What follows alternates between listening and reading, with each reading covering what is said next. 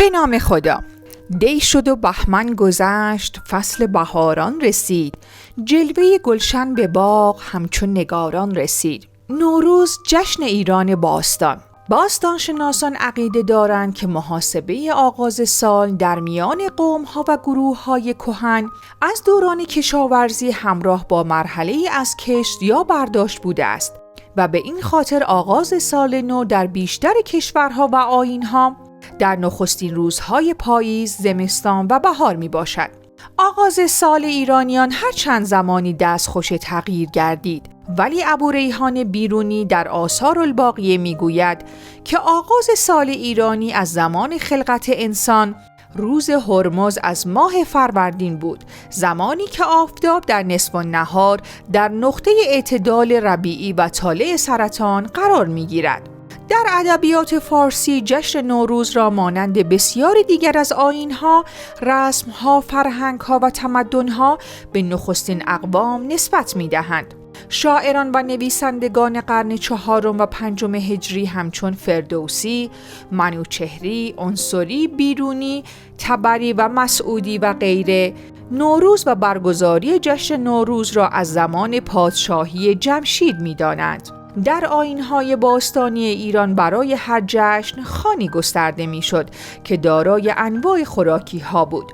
خوان نوروزی 7 سین نام داشت و میبایست از بقیه خوان‌ها رنگین‌تر باشد.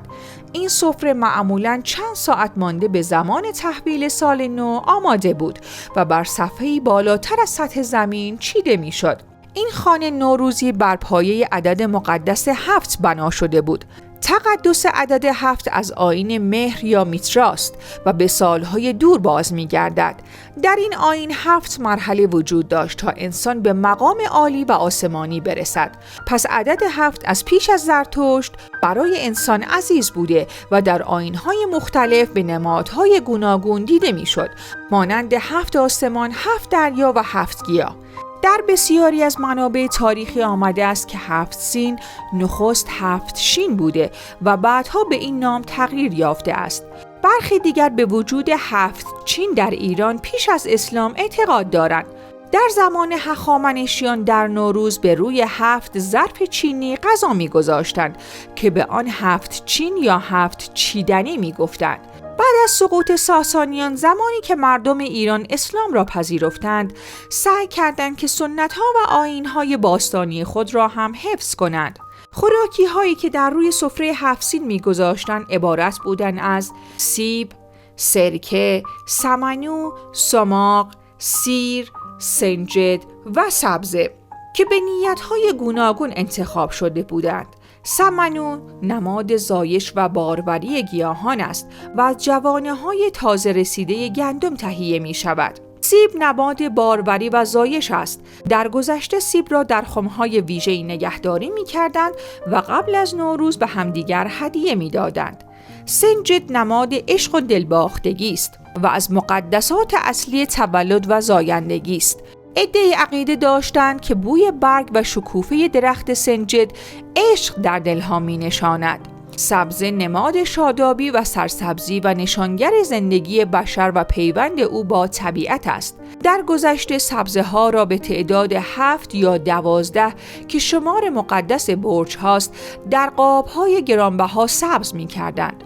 در دوران باستان و در کاخ پادشاهان 20 روز پیش از نوروز 12 ستون را از خشت خام درست می کردند و بر هر یک از آنها یکی از غلات را می کاشتند و خوب رویدن هر یک را به فال نیک می گرفتند و بر آن بودند که آن دانه در آن سال پربار خواهد بود. در روز 6 فروردین آنها را می چیدند و به نشانه برکت و باروری در تالارها پخش می کردند.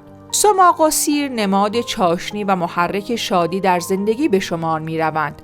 اما غیر از این گیاهان و میوه های سفره نشین، خوان نوروزی اجزای دیگری هم داشته است. تخم مرغ نماد زایش و آفرینش و نشانه ای از نطفه و نژاد است. آینه نماد روشنایی است و حتما باید در بالای سفره جای بگیرد. آب و ماهی نشانه برکت در زندگی هستند. ماهی به عنوان نشانه اسفندماه بر سفره گذاشته می شود. سکه نمادی از نگهبان فلزات است و به نیت برکت و درآمد زیاد انتخاب شده است.